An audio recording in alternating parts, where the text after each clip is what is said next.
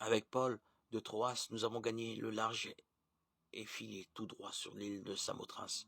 Puis, le lendemain, sur Néapolis, et ensuite sur Philippe, qui est une cité du premier district de Macédoine, et une colonie romaine. Nous avons passé un certain temps dans cette ville, et le jour du sabbat, nous en avons franchi la porte pour rejoindre le bord de la rivière, où nous pensions trouver un lieu de prière.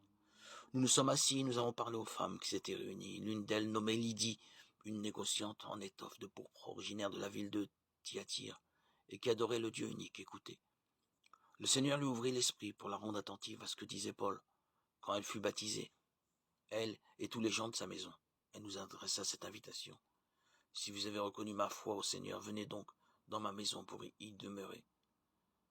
C'est ainsi qu'elle nous a forcé la main. Lecture du livre des Actes des Apôtres, 16, 11, 15. Être témoin de Jésus-Christ ne nous laisse pas indemnes. Des oppositions se lèvent parfois dangereuses, comme celle annoncée dans l'évangile de Jean. D'un autre côté, des cœurs s'ouvrent et des amitiés uniques se nouent, comme entre Paul, ses compagnons et Lydie, première chrétienne de Philippe. N'ayons pas peur de cette aventure passionnante où l'action de l'esprit reconfigure nos relations.